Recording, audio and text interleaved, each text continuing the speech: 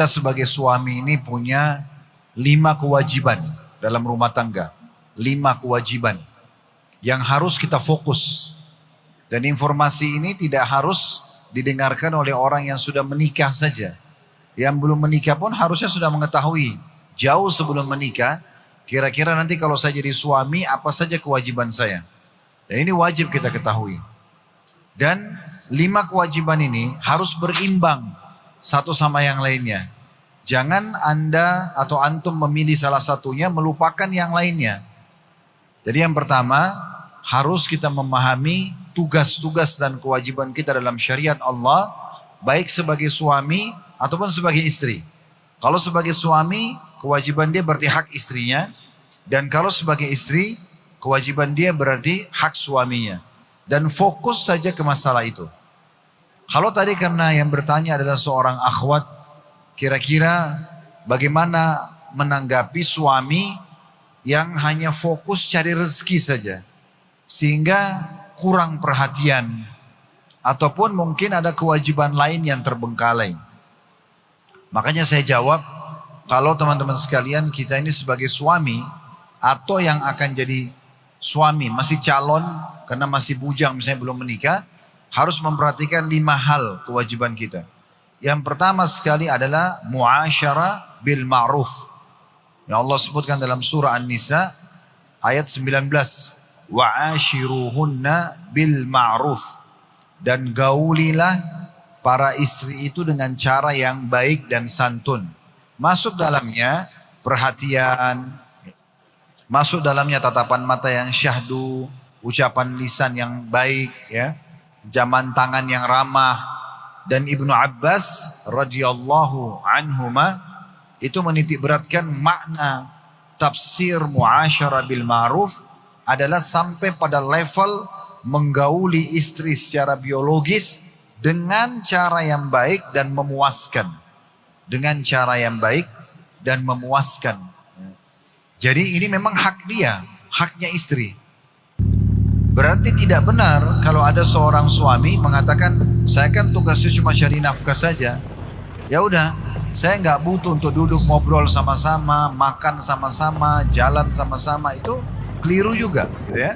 Ini juga poin keliru di situ. Tapi bagaimana dia juga menyempurnakan semua itu dengan menjalankan semua jenis kewajiban tersebut. Jadi muasyarah bil ma'ruf adalah bagian daripada kewajiban, ya.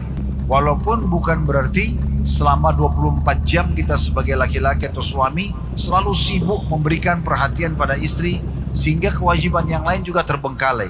Akhirnya tidak keluar cari nafkah, akhirnya juga tidak hadiri sholat berjamaah di masjid, akhirnya tidak hadir dalam majelis ilmu, akhirnya tidak silaturahim, atau tidak bakti orang tua, atau tidak jenguk orang sakit, atau tidak berjihad di jalan Allah.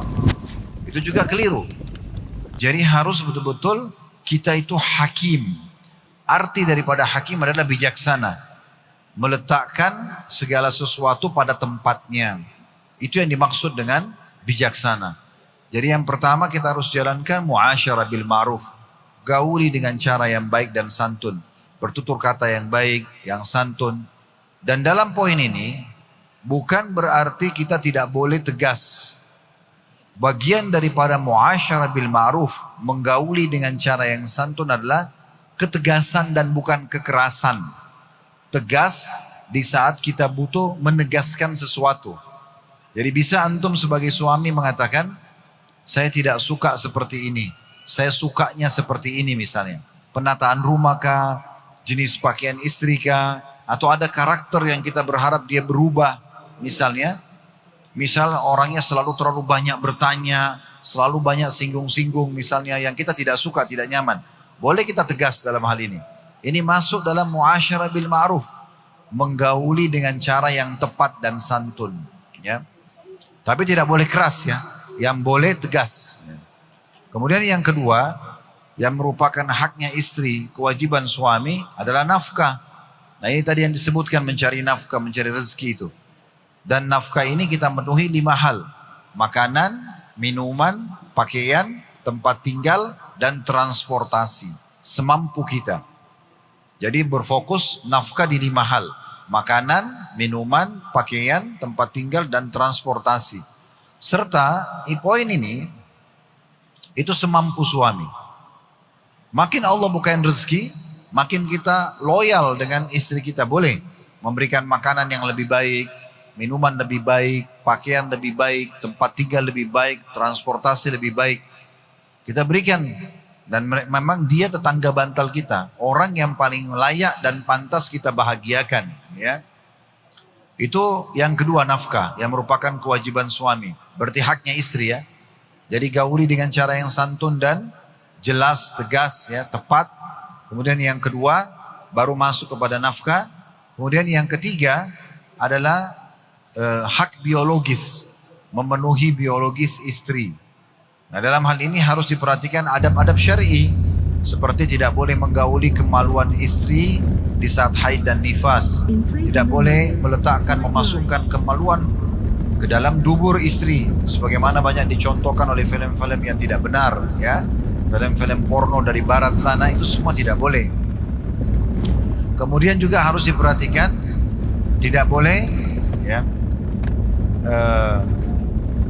lupa atau jangan lupa membaca doa. Yang kata Nabi SAW, kalau kalian ingin menggauli istri kalian, maka ucapkanlah atau bacalah Allahumma jannibna minasyaitan wa jannib syaitani ma razaqtana. Ya Allah, jauhkanlah kami dari syaitan dan jauhkan syaitan dari apa yang kau karuniakan kepada kami.